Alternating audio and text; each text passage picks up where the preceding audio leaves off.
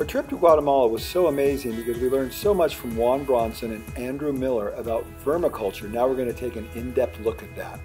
And so when a forest is burned down and turned to pasture land, you lose that topsoil. So we have very nutrient depleted soils that we're working with.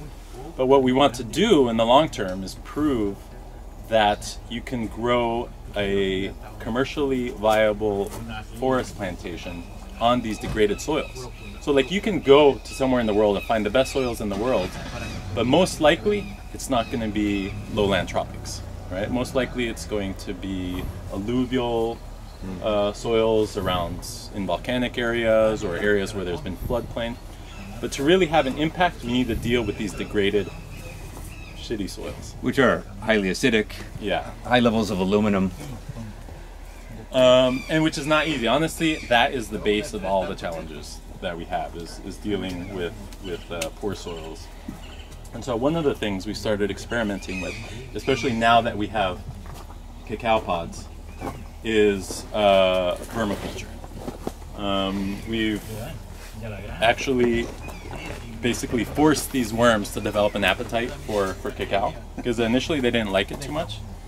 But after about 6 months, now they devour it. So if you like lift up one of these pods, see they're full of worms. Oh wow, look at that.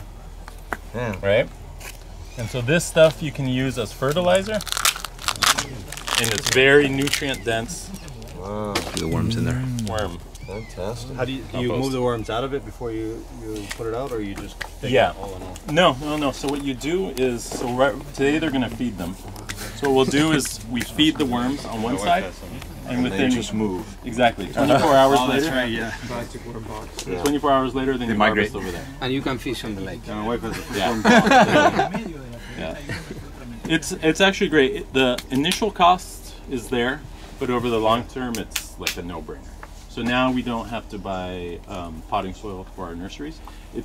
We don't have the scale to fertilize the plantations, but for the nurseries, it's a no-brainer. Wow.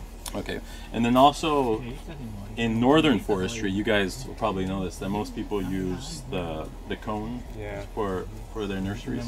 But because of the same soil problem, we actually prefer the big nursery.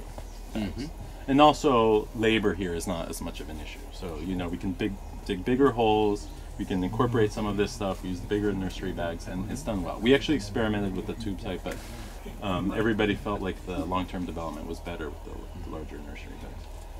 Do you think that we can use sawdust? We use sawdust. Well, they don't eat it. We don't eat it. Okay, so what we do is we'll take this, because this is actually, this will burn the trees, because it's very nitrogen dense.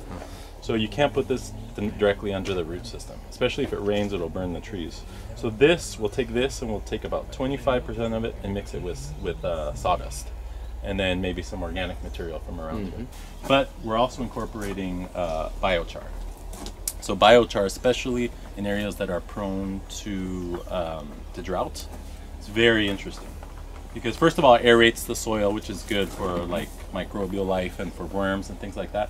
But also what we found is if you look at charcoal under a microscope, it's very porous. And so if you treat it with something that's nitrogen dense or even worm tea, which we collect down there, it's the liquid that falls out, it'll fill those capsules with that liquid and release it slowly over time. So it kind of keeps moisture and humidity in the soil much longer than just dirt or this stuff. So now we have a mixture that incorporates that carbon as well into our potting soil, which we're pretty And this was a technique that the native populations in what's now Brazil were using basically to cultivate the Amazon. Really? I don't know if you read the Lost City of Z. Yeah. Very interesting how they've discovered now that what they thought was virgin rainforest for forever was actually a highly populated area.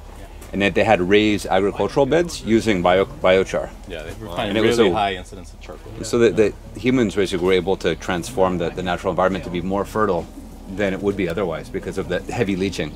So we're sort of replicating that on a different scale. Yeah, and what's interesting about that is that everybody here is producing charcoal, right? Like everybody uses firewood, for better or for worse. We're also limbing trees, so we have a lot of material. You saw all the bark over there. So we have a lot of sources of charcoal without burning down natural forests.